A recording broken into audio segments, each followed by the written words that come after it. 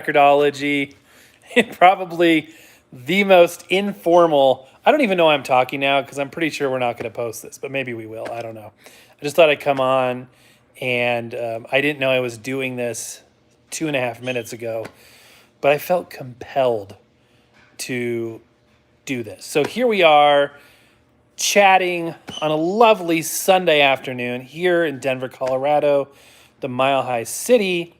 And as you can tell, I'm in portrait mode, and I always get people that are like, why do you do portrait mode? Don't do portrait mode. I like portrait mode. It's easier to hold my phone like this. Plus, this is just designed for you to watch on your phone. I hope you're not playing this on your big screen TV. Please tell me you're not doing that. Hey, Anthony, what's up, man? Connor, what's up? Welcome in. Just an informal chat. Doesn't have to be about tech. Doesn't have to be about anything.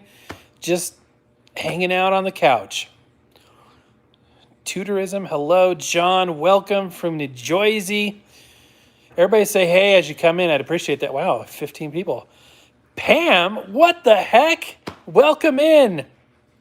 Of course you picked my most informal show to do this. Usually we have a set, we have all kinds of stuff, but today we don't. Welcome in, Pam. Glad to see you. James, welcome in as well. This is wild. 16 people already. You know, it's interesting. We don't usually get a whole lot of people on our lives. Usually, we can get, lately 1,000 views on a video within 24 hours sometimes, but getting the people in the lives is hard. Javier from Mexico, welcome. Jason, welcome. Felix from Florida. Man, I want to be in Florida. It's like freezing cold here. It's too cold. Welcome in, you guys. Welcome. Ron, I'm doing good. How are you? Just listening to Band on the Run. That's cool. Awesome. It's been one of those days where we've just really been working on chores around the house and getting ready for just the week, getting errands done, and took a load of donation material over to Goodwill. So it's good to give back to Goodwill every once in a while. As you guys know, I'm Andrew, it's 1 a.m. here. So I take it you're not in the States. Anthony, on a Friday, my favorite radio station played vinyl on the radio from 9 till 12. That's awesome. Really cool. Connor from St. Louis, Missouri. St. Louis.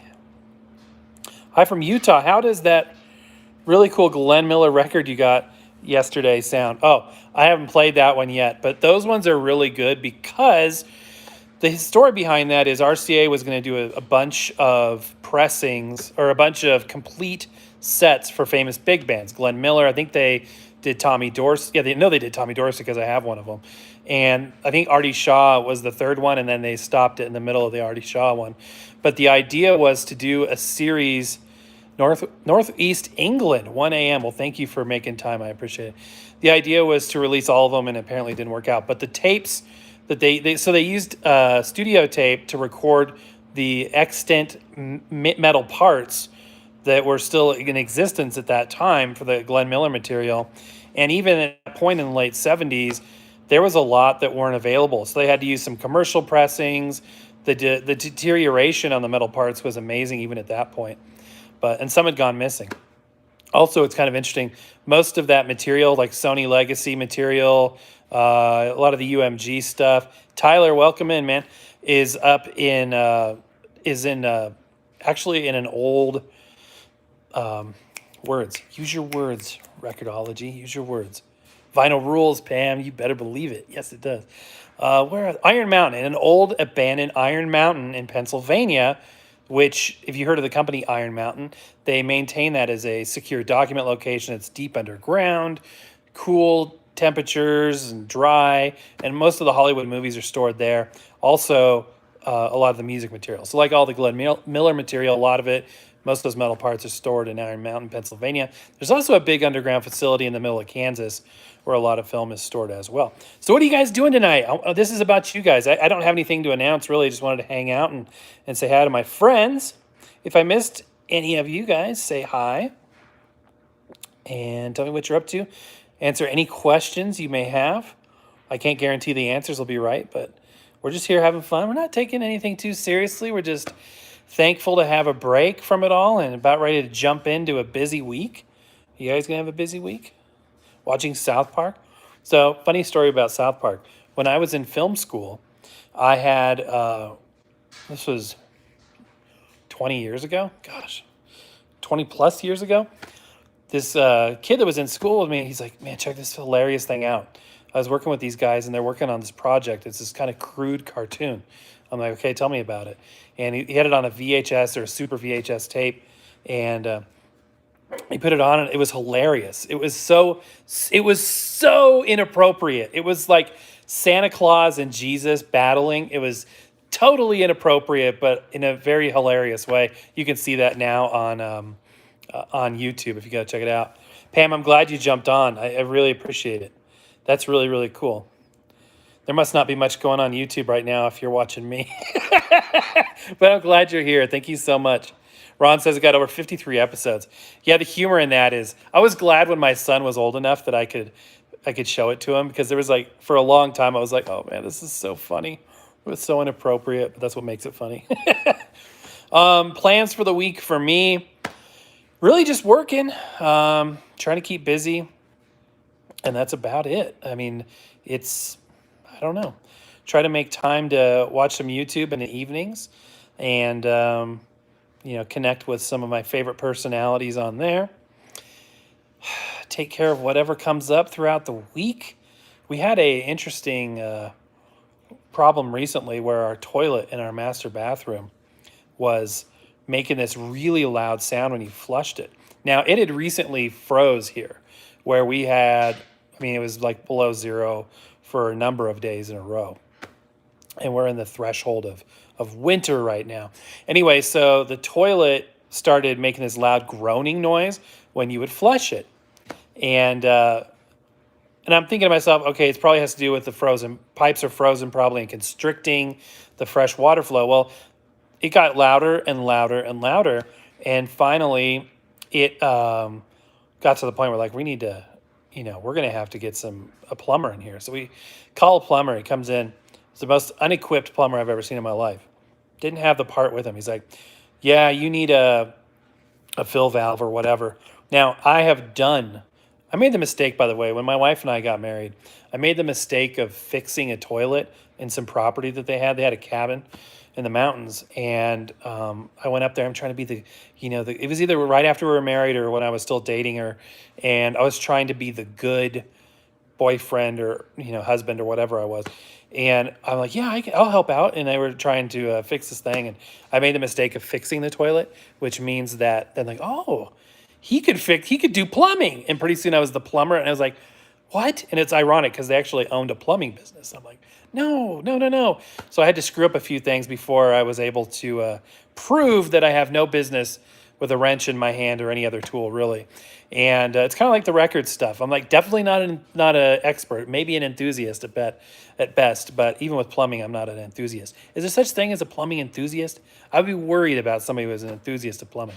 But anyway, comes out, new fill valve. Have to wait a few more days, finally get it fixed.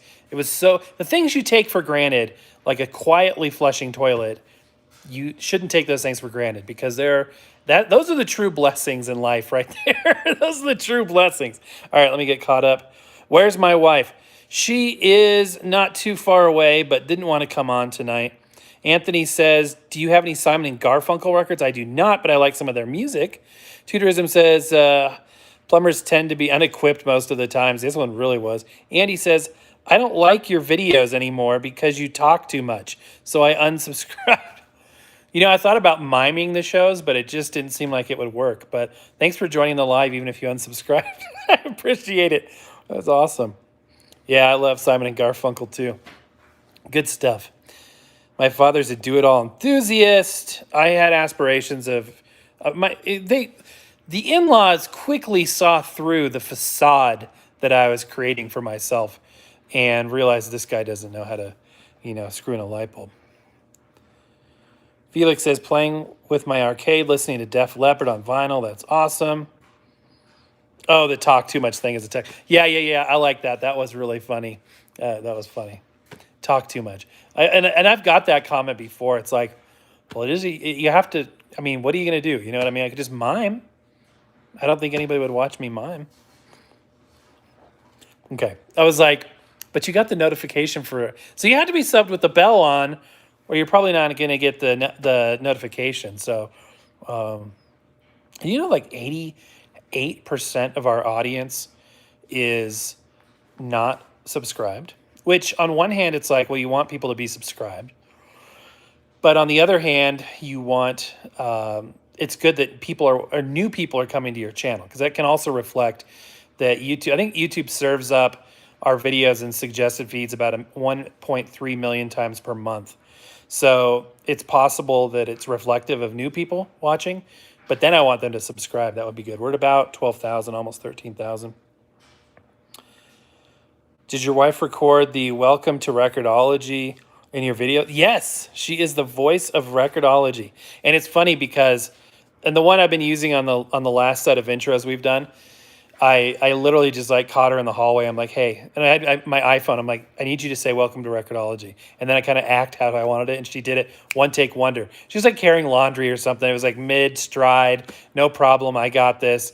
I can run the house. I can, clean your clothes. I can do the voiceover work and, make sure that, we don't go broke all within 10 minutes. It's pretty amazing. But I had that, recorded in one take. It was awesome. But yeah. Sometimes she doesn't feel like doing it, so those are the ones that you get stuck with my voice. Yeah, Techmon's a great show. Great show. Although, I feel like, and tell me if you guys, and I've talked to Matt before. I really like Matt. I feel like he's not losing interest, but the energy level on his show seems to have taken he's just not quite as into it as he used to be. I don't know. Maybe that's just me. He still does a better job than I do, and I admire him. Mr. Cool Cat, welcome in. Javier says, I love your collection of vintage turntables. For me, the most beautiful is a mid-century Victrola. I love that one. We got that one in the bedroom with the Hawaiian records. It's really calming to listen to at night. Do I have any pets? Yes, I do. Within eyeshot, I've got two of them. I've got Kiki the dog. She's a rescue dog. She's on the couch next to me. Yoshi the bird. He's asleep on his cage. I can tell he's asleep because usually when he knows I'm doing Record-ology stuff, and he'll start making annoying sounds. And he can pitch match things like a lot of people think I've got like an alarm battery, like a smoke detector battery beeping, and it's just him. We owned a house once in other side of town that had a security system that beeped anytime an external door was open, and he matched pitch with that, and he took it upon himself to be the beep sound after we moved out of that house and sold it. He's like, you know what? You need to have a beep every time somebody comes and goes. So he continues to do that, which sounds a lot like a battery of an alarm, so that's kind of what he does. And then we got Bob the turtle in another room. So yeah, we do have pets. If you want one, let me know. Just kidding. Thoughts on all-in-one turntables? Pixar in a nutshell. That's a cool YouTube name. You will never see anybody on YouTube that supports entry-level tech more than I do. That's really the focus on the channel, because before I started YouTube, what really got me started, the catalyst to me starting my channel from a technology standpoint or from a YouTube standpoint, was another channel called The Victrola Guy. And he's not on YouTube. He's on YouTube, but he took down all his content and he went over to another thing, not Mingle. What is it called? Some other kind of knockoff thing, not Vimeo, but he took all of his content off and went over there. He also has a train channel as well. But anyway, so I was inspired to do something like that. I didn't have a single record that I knew of. It turns out we had some boxes in the basement with records, quite a few of them. But at the time, I didn't know that I had any records. I didn't have a record player. But I knew I still got the Orange Bird. I still got that one. Anyway, I want to do something different. So I watched YouTube for like probably 3 to 4 months. I mean, I'd been watching. It's not like I just started. But I didn't create anything right away. I wanted to see what was out there. And I needed to find a niche. I'm talking like I'm incredibly successful. I'm not, but I'm so thankful for each and every one of you that wants to, kill some time, listen to me babble, talk too much, which is true. But anyway, my wife is like, yeah, of course you talk too much. You need people to tell you this. I could have told you that all day long. It's your problem. You talk too much. And she's like, I could never do YouTube because I couldn't talk that much. Like you could just sit there and ramble about nothing. You could talk without saying anything. It's a gift. Anyway, so what was I saying? So I watched YouTube. I'm like, what can I do that's different? What can I do that's different? Well, I noticed everything was about the best you can get, the highest end, the highest quality, and a lot of rock. Everything was rock and roll, rock and roll, rock and roll. So I personally am not that into rock and roll. I like big band music. I like pop standard stuff. I have a pretty eclectic music taste. Not that people that listen to rock don't, because I do like some rock, but I had tastes that were more prevalent in other genres of music, like Elvis, all kinds of cool stuff. Anyway, I'm like, I need to have a different kind of channel. The other catalyst is that we were caretaking a relative that was going through a very traumatic 6-month period, and we were a part of that. So we spent every day in the hospital and hospice and all kinds of care centers and things. And our nerves were frazzled, and everybody in the family that was going through the trauma of that experience vented in a different way. Let's just say that. The way I did it is I wanted to find a bit of escapism for myself that was positive and something creative, because at heart I'm a creative person. I want to be creating something. So I'm like, YouTube would be cool. And my thought is that the way I could afford to do it, because I couldn't afford to even go buy a record player. But I'm like, what can I do? So my wife had gotten me a record player. She got me that Vibe record player for my birthday. And I'm like, well, I can go get some records maybe at the thrift store. And I really started building the channel around record reviews, reviewing records. And it was very, very slow to start. I mean, I had to do a lot of my first, probably 20 subs were people that I knew, that I went out to and said, hey, I started this channel, check this out. And then I worked with people, or I talked with people like Techmoan. I talked to Jarrett New, Vinylize. I talked to the Victrola guy. I talked to via Westlife. And I'm like, hey, this is kind of what I want to do. And others too, there's a couple others.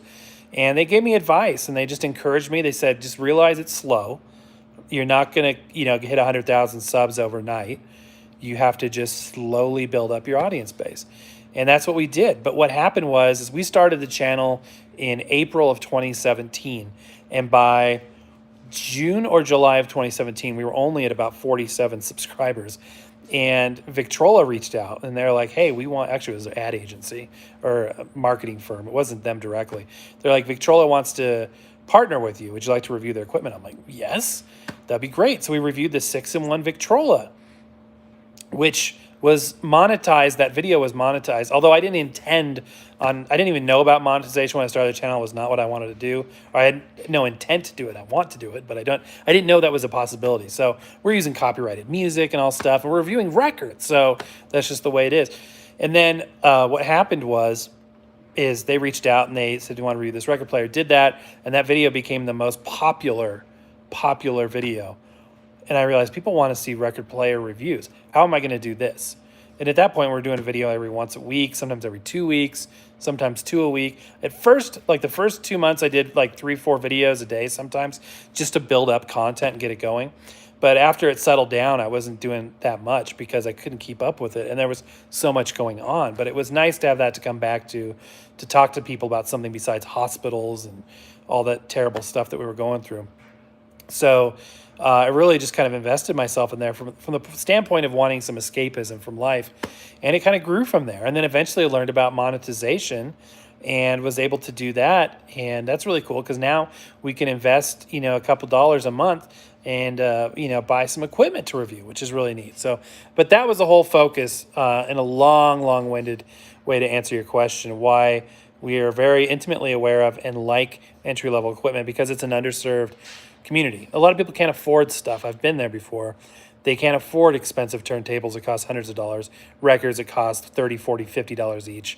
You know what I mean? So I wanted to have a place where it was safe for people to go without being hated on for, liking Crosley, for example. And then our partnerships with Crosley and other companies kind of came later. The only video I like of yours is the jukebox video. Okay. A lot of people like that thing. It's really cool. It's actually not mine. It's my wife's.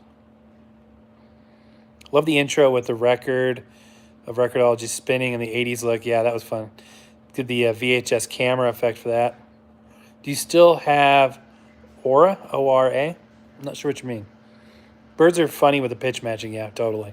Just getting caught up on comments, guys. Sorry. Orange Bird, 33 record. Yes, I do. Got a record called The Garden from 1919. That's awesome. Caden, welcome in. It is a useful skill.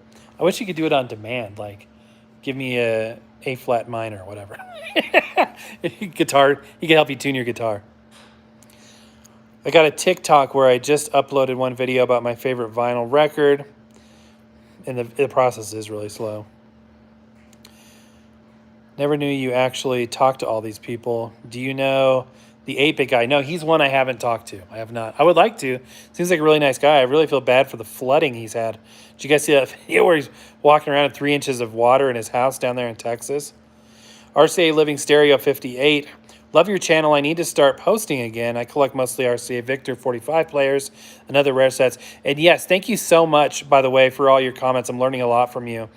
And that was the other thing too, is a lot of people on YouTube come in here to be the expert, to tell you know what I mean? And for me, it was like, honestly, when I started this channel, I did not know what a preamp was.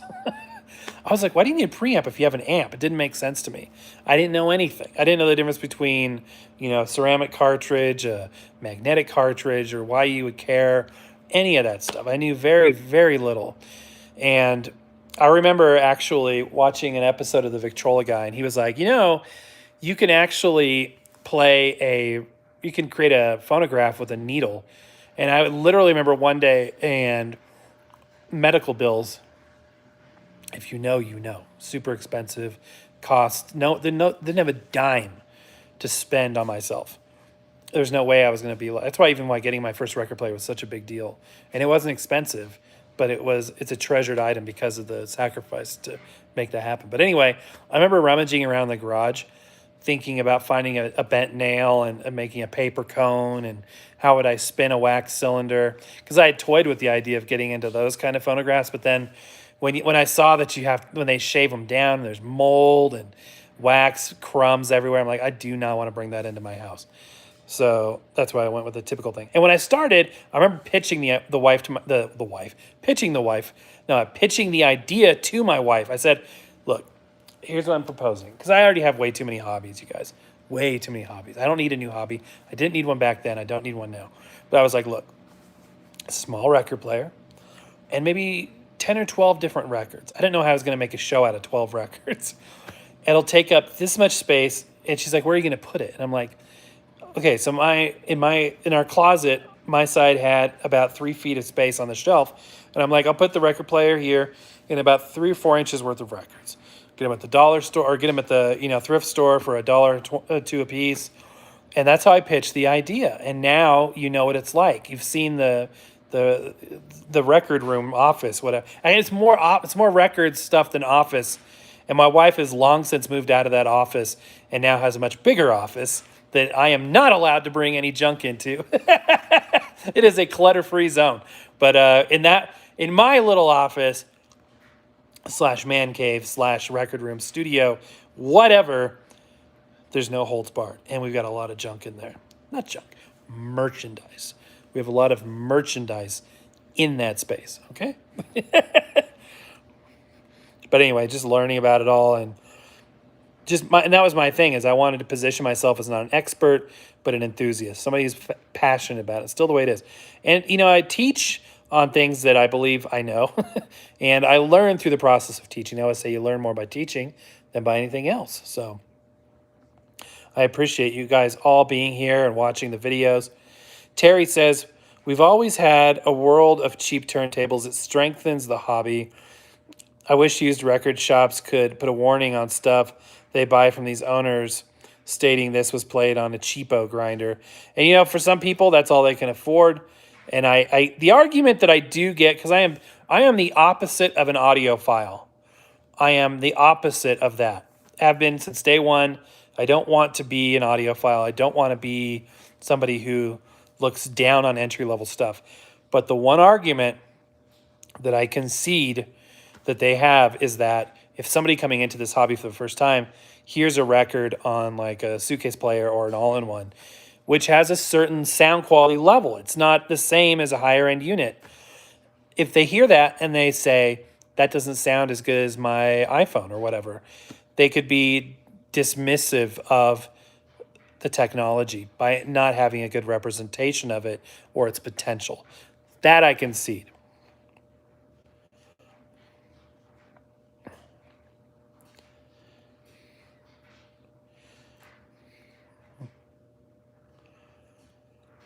Jeremy Hobbs says, my Victrola suitcase got me going. And it's kind of like a gateway. I hate that term because that's like synonymous with drugs, but it's sort of an entry point into the hobby. So, yeah, absolutely. You listen on the best you can. RCA Living Stereo 1958, thank you very much. I just soak it up. I love learning this stuff. The more you guys can teach me, the better. And, I want to learn in a way that is inclusive to everybody else that wants to learn as well. And just this stuff is fun. It's cool. And that's why we're doing it. The Screaming Fish, another great username. I did that in school once. It kind of worked, but did some damage. Oh, the bent nail thing. The base of one of Edison's inventions, yep. Javier says, do you know something that the lack of bass in ceramic cartridges is corrected with the correct preamp? I haven't heard that. I know that a lot of the bass issues with the ceramic cartridge on entry-level equipment has to do with a impedance mismatch between the built-in preamp. So maybe that's what you're referring to. However, once you can't really fix it unless you're going to get in there at the circuit level and do something. Sometimes the entry-level equipment will have, like I have suitcase players and all-in-ones that have properly matched impedance, and the sound is not bad. A ceramic stylus cartridge, is not a bad thing in and of itself. Brian says, I've gained a lot of great information about records and equipment. Thank you for your channel. Brian, thank you for watching. It's an honor to hang out with you. Tutorism says, Javier once digged on the internet and found schematics for a preamp that corrects the sound. Oh, that's cool. That's cool. That's really, really cool. Ceramic cartridge preamp. Really cool. Audiophile is somewhat a term that is viewed wrong. Correct. I mean, an audiophile, it's very subjective as to what that is. What I mean specifically is I don't want to be somebody that looks down on somebody that can't afford expensive stuff. I understand you can be an audiophile with cheap stuff. If I'm going to be an audiophile, that's the kind I want to be. Records and tapes can sound superior, but you have to put money in and know what you're doing. For the most part, CDs and streaming is a way to go. Benny Lee says, the ceramic cartridge thing is not a preamp. It uses a velocitizer to increase impedance, according to Via Westlife. Yeah, it wouldn't need a preamp because a ceramic cartridge outputs line level voltage. That's true. So an impedance up, that's exactly, you're right. That's true. So it would be circuitry, but not a preamp. Caden says, I've bought some new vinyl with bad quality control here recently. Please see my recent video on that, where he did about a week ago. I have experienced that as well. Audiophile is just someone who only cares about music on improving sound. And again, it's definitely a subjective term. New vinyl is hit or miss, cheap on manufacturing, whatnot. Yep. Felix says, I will say you were doing an excellent job because you explain everything with what we need to know about the product. Thank you. I appreciate that very much. Terry says, I like saying music fans listen to equipment. Audiophiles listen to their equipment with music. That's exactly right. I heard that as well. I need to listen to my speakers. Get some of that music. Jeremy says, now I have assembled a very decent mid-fi system, scouring thrift stores. Yep, I did that tour of my audio room recently, and you could see the my stack of equipment, which was less than $15, $20 maybe. Caden says, it's a shame people may get a bad impression of vinyl due to a bad pressing. Yeah, that's true. Leo says, hello from Brazil. Love your videos. They're so informative. Hey, welcome in. I appreciate that.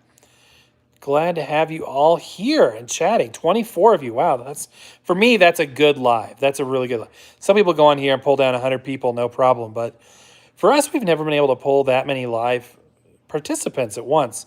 A lot of our people are in the UK and overseas, different time zones, so it's difficult. So I've tried to do UK ones as well, but this is good. I love to hang out with you guys. I can't listen to records to those suitcase players with small speakers. No, I agree. Once you, sorry guys, once you have a system that's higher quality, it's hard to go back to the entry level. But when that's all you have, it's a place to start. All right, I'm getting caught up. I really love watching your videos. Thanks for being down to earth and not pretentious. Thank you. I appreciate that. I don't know enough to be pretentious, so there you go. Benny Lee says, some audiophiles push the idea if whomever was looking for a new turntable to buy vintage use. And that a lot of times that can be good. You're right. And then sometimes it's not necessarily a good thing. Another friend of mine on YouTube is Peter, aka Fardamark, and he will see an old rusted thing, and of course he's got the skills to recap things and to really do maintenance and upkeep on stuff, and he'll restore it. He actually, I remember we were looking at because we'll share things back and forth of stuff we see that's cool or interesting, and we were looking at sorry, the phone keeps creeping closer to my big head. I just tried to read the comments. Some turntable with a metal platter that had like the green felt platter, not a mat, but like the material on it. And he's like, oh yeah, that's flocking. I can reflock those. I'm like, what? First of all, I didn't know that was a thing. And second of all, how did you find it? And he has all kinds of stuff. It's amazing. He's very, very skilled. He takes it to another level. In fact, I remember yesterday when we went to that thrift store, that antique mall, we saw, do you remember that RCA? If you haven't watched that show, it's pretty cool because we found a lot of cool tech there, vintage, antique stuff. But there was this RCA Victor orthophonic portable wind-up phonograph, and it was a little rough. It was a little rougher than it looked on camera. It was a little worse in person. It had rust. It was heavy. It was dented. And I remember telling my wife when we were looking at it, I'm like, Peter, he would buy this in a heartbeat. He doesn't care that it's not ready to go. If I'm going to buy something, I want it to work or be very close to being able to work. And I showed a picture of it to him. He's like, man, you should have got that. I knew I told her, I said, I knew you would have said that. I knew it because he can fix those things and I can't. But it's funny. He goes to that next level of, yeah, no problem. I can do that. I can fix whatever the problem is. You'll get there. Keep on making that quality content. Been here silently watching the vids for a good while now. I've enjoyed every bit. Thank you, Caden. I really appreciate that. And definitely correct me when I get things wrong because I try to keep everything I say is accurate up to the point I make it. Sometimes, I need a little guidance. But it's fun, too, when I do have the ability to educate people that can learn something from me, too. I like doing that. Screaming Fish, I highly recommend the Audio-Technica LP60 or LP120. I have the LP60 and couldn't be happier. Absolutely. When people recommend or ask for a recommendation on a first turntable, the LP60X, the newer versions, and the LP120X, both of which we've had and reviewed, great turntables. I always like pointing out the fact, though, that they're all made by hand-pin turntables of China, who makes the Crosley C100, C200. Almost all of the Audio-Technica stuff, almost all of it, I think all but 2 models are made by hand-pin. When I was at CES last year, I wish they had it this year, but you know how things are. I remember talking to the guy, and they don't like talking about who their suppliers are because it's confidential, somewhat confidential. Although not, because you can go look at FCC reports and pull up the stuff. They don't like talking about it. I love talking about it. It's like, yeah, this is all hand-pin, isn't it? And he's like, oh, yes, but anyway, look at this. He doesn't want to talk about it. He's like trying to redirect me. But all but 1 or 2 of their models. The new piano finish one they came out with last year at CES. I don't know if that's hand-pin, but the LPW 30 and 40, I think those ones may be a third party. Those ones that have the peanut butter cup shaped feet on them. Fluence is making great stuff for a fair price. Fluence is good. I always love the fact that the company that owns Fluence, same company that owns Electrohome, Circus World Direct. What? True story. Mark Covington, hey Record-ology, how are you this evening? What are y'all talking about? We're talking about whatever you want to talk about, Mark. We're just chilling out, answering questions, just hanging out, just friends hanging out on the couch, talking, enjoying a Sunday afternoon. The dog is sleeping next to me. The bird woke up from his slumber. Hopefully won't make too much sound. My wife is somewhere. and busier and more productive than I am at this moment. And our son is busy doing something as well. So yeah, and I get to hang out with you guys, so I appreciate that. Yeah, Fluence is cool stuff. So the rep for Fluence is the same rep for the Electrohome, which we've partnered with them going back 2-3 years now as well. And I'm like, look, I like the Fluence, or I like the Electrohome stuff. It's more entry level, all in one type of stuff. But I want to review I want to review the RT81, 80. I think it's up to 84 now.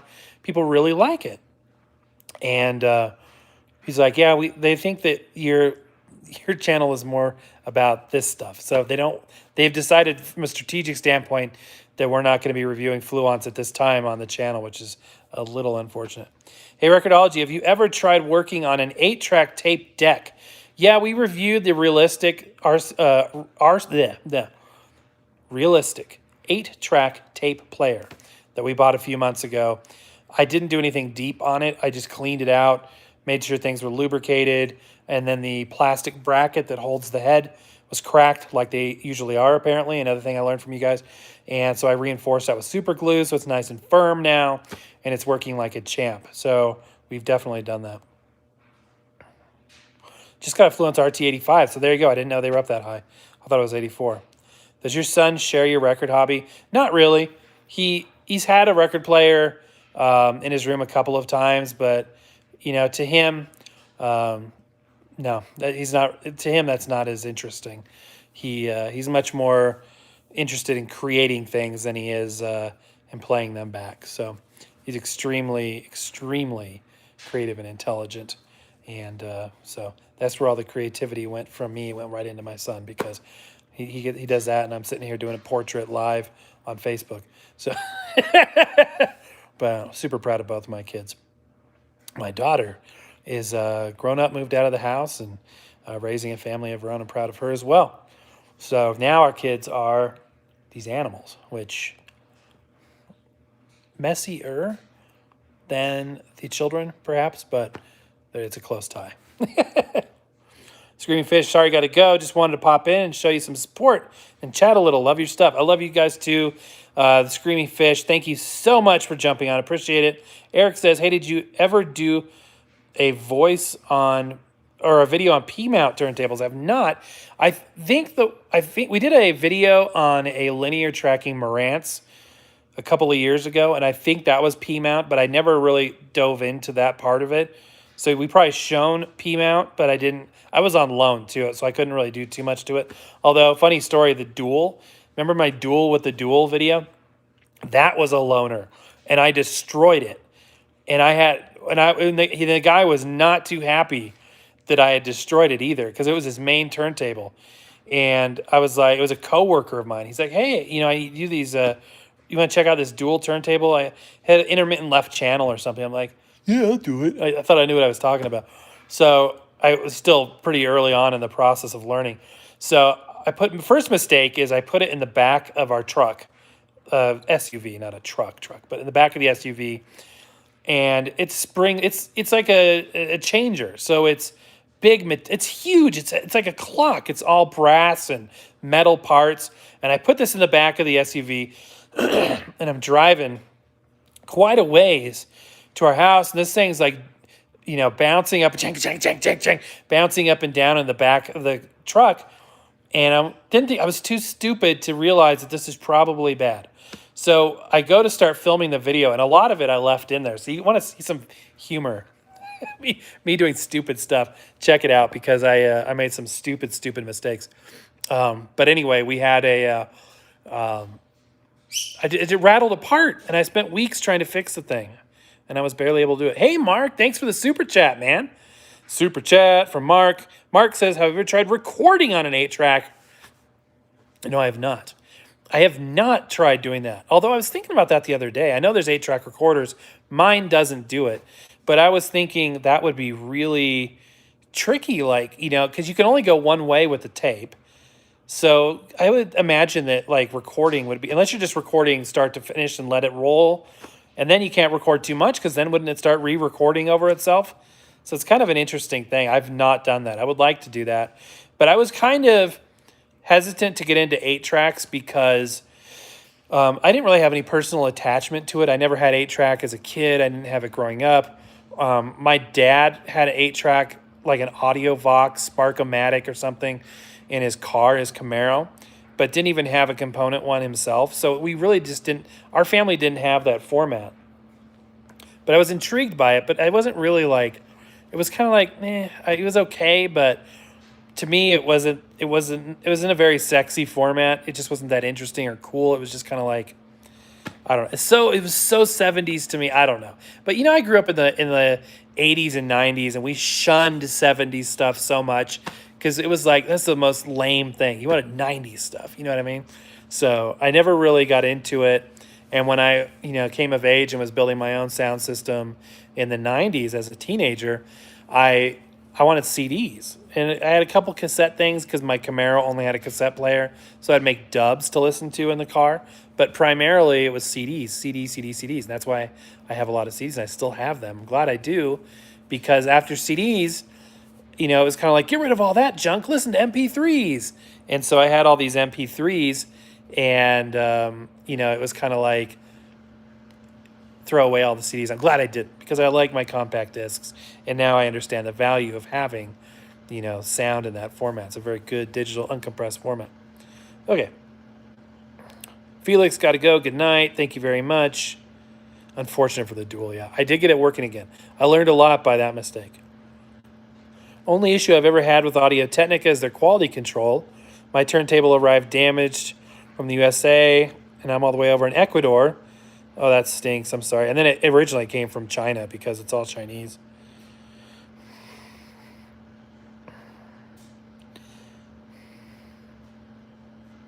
Catching up on turntables.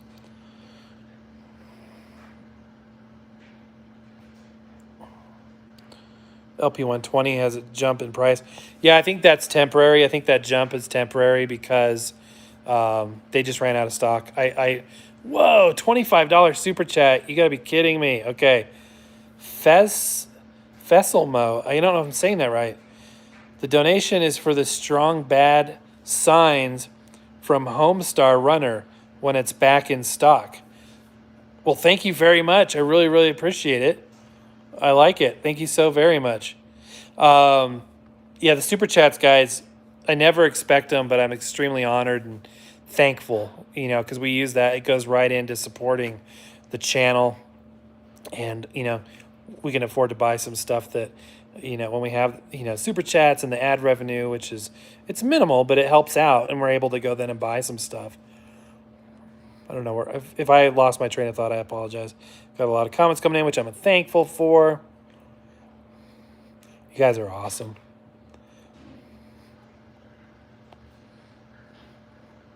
Yeah, anyway, I was saying about the LP120 and the LP3 and the LP60.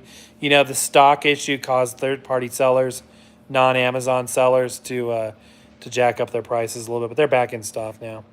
Although I think the white LP3, I don't know if they're discontinuing that or not.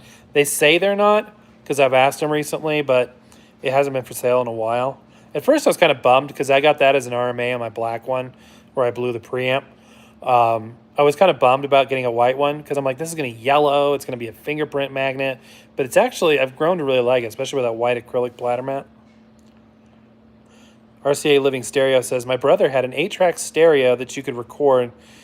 He has old radio broadcasts from the early 70s. That's awesome. And to preserve those recordings that you have, too. Very cool. Jesse says, do you have any experience adjusting the tone arm descent on the LP60? I do not. I didn't know it was adjustable. I know the original LP60 had a very fast descend. It's one thing that they upgraded on the LP60X series. About how many 8-tracks do I own? I only have like 12. I bought them all in the last couple of months, too. I do not have many. You had a Camaro? Yeah, I did. My dad had a 67 blue, and I had an 89 also blue. It was beautiful. In fact, my wife, I met her shortly after I got the car. I credit mostly the car. Less of me, more of the car, because it was a cool car. It was beautiful. But it didn't have, it was the RS. It was a V6. It didn't have the big engine. So it looked cool, but it had a 2.8 V6. It was pretty slow. It had the same engine they were putting in the S10 Blazers. But man, it was fun. It was still a beautiful car. I'm 22 and own an 8-track player. Not ideal for listening to music, but I like how quirky it is. Exactly. It's a chunky, quirky thing. What year and engine? Yep. 89, 2.8 V6. The thing was a dog. My own mother was telling me it was slow. And I'm not even joking. But it looked good. You're going down a hill, you could get it going kind of fast. But trying to go up in the mountains on that thing with a slow increase in elevation, no, it was bad. I was getting passed by people walking.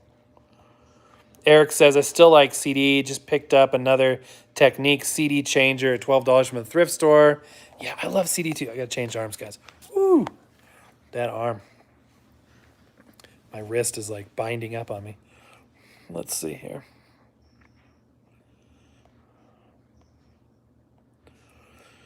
If I go silent, I'm just reading comments.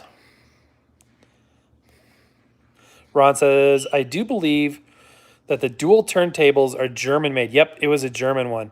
It was like, and all the writing underneath was in German. It was like a clock. It was an engineering level above my simple way of thinking. Terry says, I'm still running a German 70s Braun P1 turntable with a Shure M75. Hasn't let me down in 40 years. Am I cheap? Yes. No, I don't think you're cheap. I think you have good taste, because if it's not broke, you don't need to fix it. That's one thing I will say. Even a new turntable, like I love my LP3, and automatic turntables like that, they're great. But the problem is that all the cams and everything are mostly plastic. There's so many plastic parts and gears. That's not going to be around in 40 years. There's no way. You're not. It's like buying TVs. People used to buy a TV. It was a 20-year commitment. Montgomery Ward's television, wood grain, silver screen, big snapping knobs. I remember connecting my first video game system. It was either an Atari or an NES to the back of that thing. It didn't even have RCA connections. I used antenna tabs to connect that thing.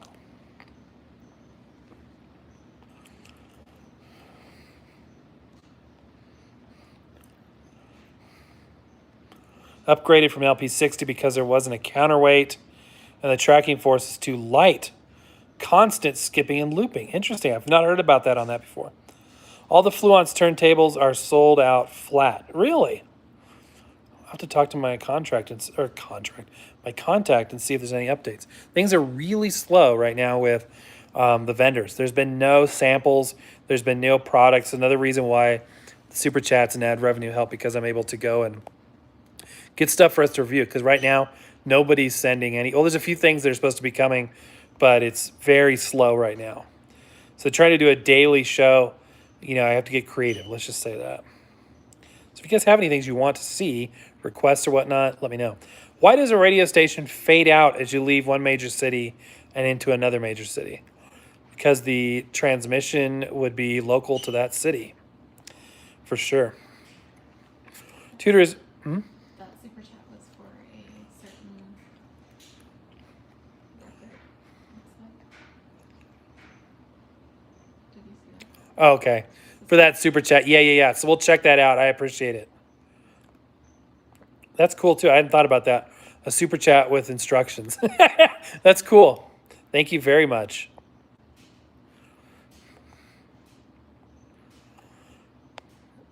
Always do an engine swap. I know, right? Not with what I was making. I was serving food and making like $5.50 an hour. RCA Living Stereo says, I had a dual in my Fisher console from '64. Still works perfectly. That's awesome. Caden, I thought you had to leave. I'm glad you're here. Maybe that was somebody else that said they had to leave. I used to use a CD all the time. However, forgotten about the format. Still have my older Sony portable. That's cool. This child is all about CDs. Xenon, you've been on here a lot. I appreciate it, by the way. And it's one of those names I feel bad because I feel like I'm mispronouncing it. You're lucky you had the V6. When the third generation Camaros came out, the standard engine was a 4-banger. Really? You think the 6 was a dog? The 4 was useless. This was bad, though, man. The car was so heavy, it needed the 8-cylinder. But I can't imagine a 4-banger in that. That's amazing. They're putting like 4-cylinder, or they're putting the, was it 4? V6s in like full-size pickup trucks and stuff now. It's amazing. I think they've engineered the technology where they can get a lot more horsepower out of a smaller engine than they used to. Eric says, I have the Technics SLD2 from 79, still works flawlessly. Old Japanese tech rules, absolutely. Have you ever tried to align the cartridge with the protractor? How much booze did you need to drink afterwards? I don't drink, so no booze. I can't afford to drink, but yes, I have done that. So check out some of our videos on aligning a cartridge. I think that people can put a lot of energy into that that's unnecessary. You got Michael Framer whipping out the microscope. And I'm not saying it's wrong because he knows way more than I do. By the way, Michael Framer commented on one of our videos. He actually, if you look in the CDs are greater than vinyl video I did, which, he's the king of CDs are bad, vinyl's better. And that's kind of what he made his name on. So I knew he was going to comment on that, and he did. It was cool to see him. He didn't engage, but he did comment. He told me I was an idiot, but that's cool. It's probably true. Anyway, yeah, it's an interesting thing.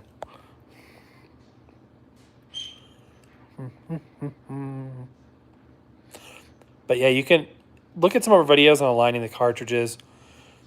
But I've put way too much OCD attention into doing that before. And then at one point I'm like, you know what, I'm just gonna eyeball it, and pretty much that works every time. And I know if you misalign stuff, you can have an issue. I personally have not had that issue, at least on the level of stuff that I'm doing. Benny says, at least the manual turntables these days aren't going to fail. They have hardly anything in them. That's true. You know how many parts are in a dual compared to how many parts are in a new turntable? There's like 5 parts. That'd be an interesting video. How many parts are in a suitcase player? Take it down and take every part out. It's probably less than 15 parts.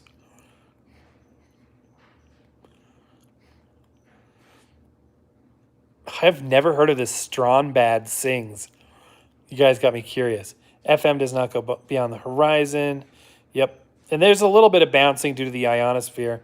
You can pull up at night when the ionosphere shrinks. You can pull up FM further away. I think it's FM. Is it AM? I think it's FM. How does TW's old Shure stylus stay intact? My 90s Shure V15 fractured this spring after being unused for the last 16 or so years and started to be used again. Started to dub old records. I only have that one Shure stylus that I just bought, and it's new old stock, so it's still in pretty good shape. If I'm missing your comment, guys, or I'm not responding the way you want me to, if I misread it or whatever, let me know. I've just got a lot coming up here in small print, so I'm just trying to keep it up. Fesselma. I don't know how to pronounce that, but it's a cool name. One more question before I go to bed. Which is better recording with, a USB or a line in onto a computer? I have an Ion Pro turntable. If you go USB, it stays digital from the time it's converted to digital. However, if you go line in, it stays analog and then gets converted by the computer. So the chances are that the DAC in the computer is probably better than a device DAC. That's my experience. So that was what I would do. If you have a line input on a digital device that is a good quality converter, then that would be fine. I personally doubt I can hear the difference though. So I would just try each, see what sounds better, honestly. RCA Living Stereo 1958. Do you ever post a video yet on your RCA tape cartridge tapes and players? I collect those too. I like the odd formats. So I don't have one right now. Actually, I own one, but it's being fixed. It's Fardamark's. It's actually mine, but he has it in his place right now. So what happened is I was not that familiar with the format, and I came across the stereo unit on Craigslist and locally here in Denver. And I didn't realize at the time the stereo ones were rare. It was the one with the speaker and the lid. Cosmetically, it was an A1 condition. I think I paid $20 for it. So it was a steal. And I got it back. We did a show on it. So if you didn't see that show, check it out. It did come with one tape, but it didn't work. It needed, again, it was that level beyond me. I'm definitely no stranger to soldering and, fixing components and whatnot. But I haven't done that in probably 20 years. So if stuff needs caps, if it needs, to have any work done under the hood at that level, beyond cleaning and lubrication and stuff, I'm kind of like Techmoan's level of expertise when it comes to, and even he does some cap work and stuff. But primarily, I'm putting on belts, I'm lubricating, I'm not doing circuit level component repairs. However, Peter, aka Vardamark, does. He has that expertise. So we organized a trade. He had a mono unit that he had modded to stereo. So the speaker is obviously mono on it, but as a stereo output. And it works really, really well. And he has some tapes for it and everything. And I traded that to him, the stereo one, in exchange for the mono unit plus the Sears reel-to-reel 1968. Not the good Magnavox one that we have on the workbench, but the one that we had reviewed before that. If you want to see a saga, look at those videos. It was a great unit, but it got damaged in shipping. So when it arrived here, it had all kinds of problems. So I have yet to receive that other unit. He needs to send it out once he gets a chance to fix it, but he's been busy with other projects. So I'm in no hurry for it. But yes, I own it. I don't have it here right now. We will do more on that topic when I can. And I love that format. I love, love, love the Bel Canto demo that Techmoan posted when he reviewed that. It is so cool. Great music as well. Mark Covington says, I have an Eclipse car radio / CD player, cassette player. The cassette player keeps messing up. Is it still repairable? If so, how? That's a good question. When it comes to a car unit like that, it might be cheaper just to buy a replacement. If it's built into the car, if it's the one that came with the car, oh, that's going to be tricky. That's going to be really tricky. What I would do is I would call Best Buy, because I think that they might be able to work on it, or Car Toys. If you have one of those two places near you, that's what I would recommend doing. What I understand is a lot of, depending on what year your Eclipse is, a lot of the companies now, the computer to the car is integrated into the stereo system. So you can't just rip it out as you used to be able to do back in the day. Ron says, my dad used to have a dual turntable. I forgot what model when I was a little kid. Those things are beasts. They're awesome. Caden says, yeah, manual players are bulletproof. They are. If there's less parts and there's less, functionality, there's less that can go wrong, right? Anthony says, I have the live album from Garth Brooks, and it's amazing. That would be awesome. Garth Brooks, you have to buy physical media because he doesn't license any of it for digital or for streaming. He doesn't believe in it. Jeremy says, Framer's turntable costs more than my house, and it better sound better than a CD, right? Exactly. Yeah, his setup is amazing. $100,000 worth of wiring and a single setup. It's just not my level. If I had that kind of money, I would not be spending it on any of that stuff. I guarantee you that right now. RCA Living Stereo 1958. AM at night, you'll get more distance. AM at night, you'll get more distance. Okay, there you go. So that's the one that bounces a bit in the ionosphere. I have to go, but have a good one. Tutorism, thank you so much. Appreciate it. John, love your videos. Have a great night. Stay safe to you and your family. Terry says, answering. Okay, that's an answer to another person on here. I have to go back to your old videos. Missed that one. Yeah, it was cool. It's a really cool unit. And that's the thing. A lot of our videos, we've done some really cool videos. Like we did a video on the first gold record, which was a Glenn Miller record, which is on display up in Boulder at the University of Colorado, and actually in the building that was partially used for filming the Glenn Miller story in 1954. They have a bunch of gold records, and we went up there and showed all that, including the first gold record ever, which was issued for Tuxedo Junction, Glenn Miller, and it's on display up there. We got up and close with that. It's actually a stamper with gold leaf painted on it and a fake label adhered to it, and it was not issued by the RIAA. That's why it doesn't go down in the history as the first certified gold record. It was issued by RCA. And RCA did that. A number of record labels actually issued gold records after that, but he was the first one to get a gold record. That's an example of one of the videos we've done that people would like, but oftentimes, they miss out. They don't see those older ones. Caden says, I find old or forgotten formats intriguing. Not sure why. For example, mini disc. Wasn't that widely known, at least in the U.S.? Exactly, me too. Benny says, one person went to Framer's house and he put on Air's Run, and the guy heard crackles and pops in the music. When questioned, Framer said the impurities are necessary, brings you back to reality. That's funny. Tim Allen says Tech Moan is making toast these days. I love him. And he can make a video about toast. Hey, for him, it all started with a toaster video. And, this last video is on toast, and it was interesting. He can make a toast video interesting and people watch. You know what I mean? It's like I show the first gold record and I get, 60 people that saw it. I'm just being sarcastic. But I'm just saying, I did show you guys the first gold record. I don't think that's been seen anywhere else on YouTube. Check out that video if you haven't done so. Steven says, oh, he's talking to another person on here. Jeremy, Garth streams on Amazon. Oh, really? And I have Amazon. I need to check that out. You must have changed. Could I ask a question? Absolutely. Shoot. Mark Covington says, I like having a cassette player as part of my car audio system, but there seems to be no more car cassette decks being made. What can I do if I still want to listen to CDs and cassettes in my car? Well, they're not even making CD players in cars anymore. It's tough. I mean, you have to look third party. Cassettes, that's going to be tough without buying new old stock. That's going to be really tough. But you might be able to find something if you look for used. Otherwise, I think you can probably easily find CD players still. Again, Car Toys, Best Buy, that'd be my recommendation. Jeremy says, whole library minus Chris Gaines and Walmart exclusives. Interesting. I did not know that. Okay, guys. Well, we've gone about an hour so far. And if you're still awake, you win. If you're using me as ASMR to fall asleep, then that's cool, whatever. I just like hanging out with you guys. And I really appreciate the super chats and you guys just being there. Not just on this, but on all of our videos. And if you haven't subscribed yet, do subscribe. Sometimes we'll do, fancier lives that'll, we'll give away stuff. We've got some product that we're saving up to give away, some records. And thumbs up definitely let the algorithm know that we care. If you could hit me a thumbs up, I'd appreciate it. Or a thumbs down because they both help.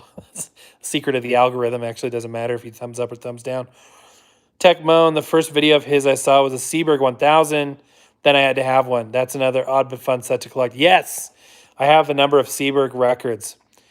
And I was glad to get the schoolroom player so I could play 16 RPM for the first time. And then most recently with my non-BSR machine to do the 16 RPM as well. And then I've even got a 33 1/3 RPM 7-inch Seberg record, jukebox record, which is really cool. But yeah, I love that. Really cool. Eric, oh gosh, you're talking Glenn Miller. You're going to get me hooked again.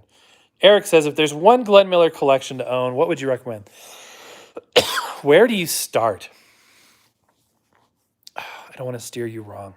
Because a couple of people have said, when you talk about something like I talk about Glenn Miller so much, at some point, is it true you put 45 in a toaster, it sounds better? No, that's not true. Don't ever do that. When you hear about somebody talk about an artist so much, even if you had no intentions of listening to that artist, sometimes you'll be like, okay, I got to check. Who's Glenn Miller? Who is this guy? Check it out, right? For Glenn Miller, he's got three main phases. He had three main bands. He had a band that he tried to start in 1937, typical big band. And one of the cool songs they did was called Doin' the Jive. And actually, it's been in commercials. It's pretty popular.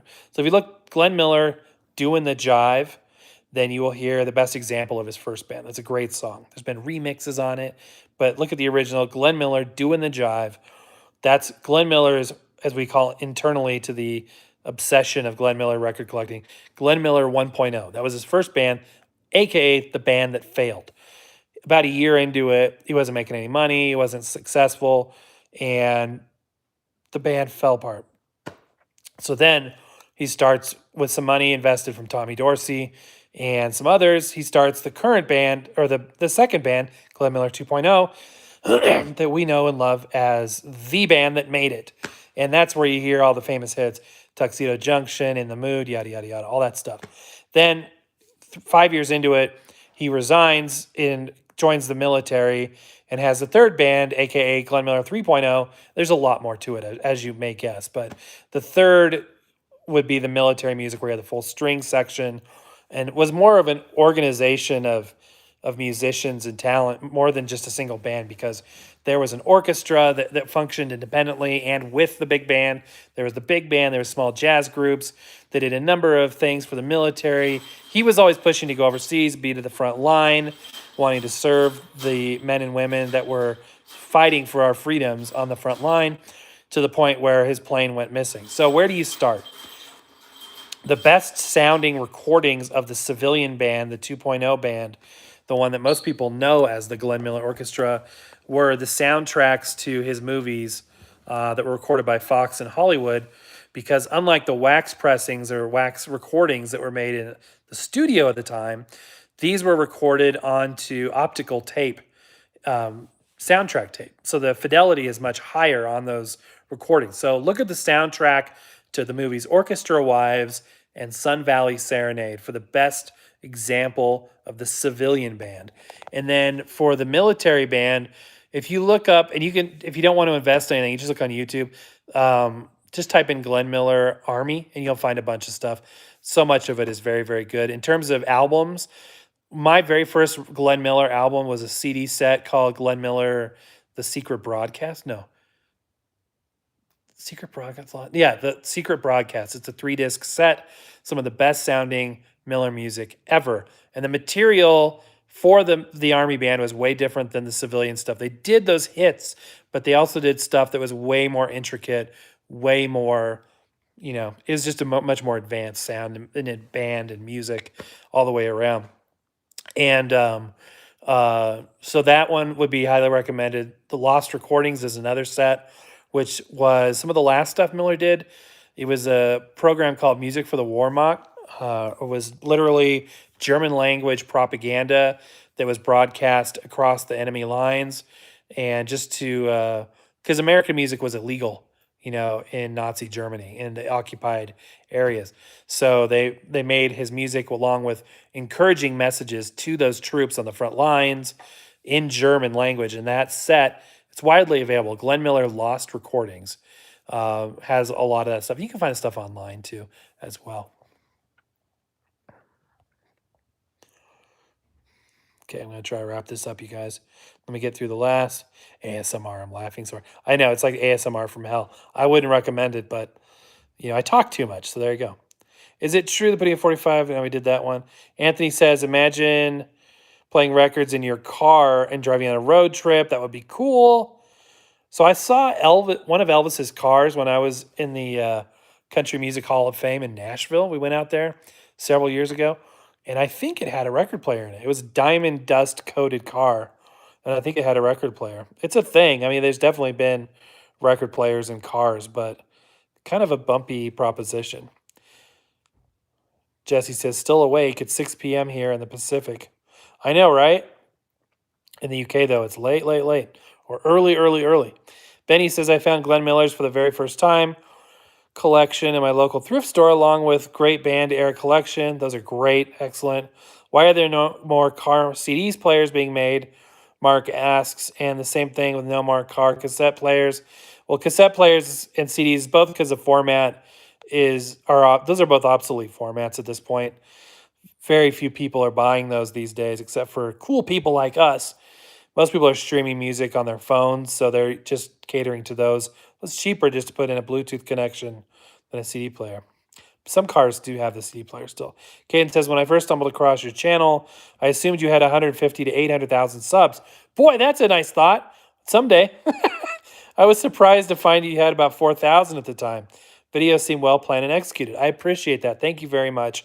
Well, what Techmoan, what Vinylize and those guys told me is just realize, and you look at channels that have, 100,000 subs or more, 1 million subs in Matt's case, or he's like 1.5 million, close to it now, is that they've been around for like 10, 12 years. We've been here for, I think this will be 4 years. So we're getting there, and it's definitely exponential. If you look at, there's so much statistical data available that YouTube or Google provides to YouTube content creators. You can go in there and slice and dice your audience, what they were watching before they watched you, why they clicked on you, where they clicked on you, how long they watched you, what they watched later. I mean, they just, the demographic of, all that stuff, where they're watching from, what devices people are watching on, not to be creepy, but it's there because as a tool, it helps us content creators say, well, we need to do more of this or less of that. And you see the usage on our overall thing is on a trajectory. So it's exponential. I don't know. We'll see. I want to see how big we can grow it. Absolutely. I appreciate you thought that, though. And I thank you for the kind words. RCA Living Stereo 1958 says, I have some of Glenn Miller's first recordings. He was on Decca, Sunburst label around 36, 37. Yes, before he went to RCA. Most people don't even have a clue about that. Yeah, he recorded for Decca, for Brunswick, and I've never... Send me an email offline. I'd like to hear more about it. That's cool. That's really cool. That's some super rare stuff.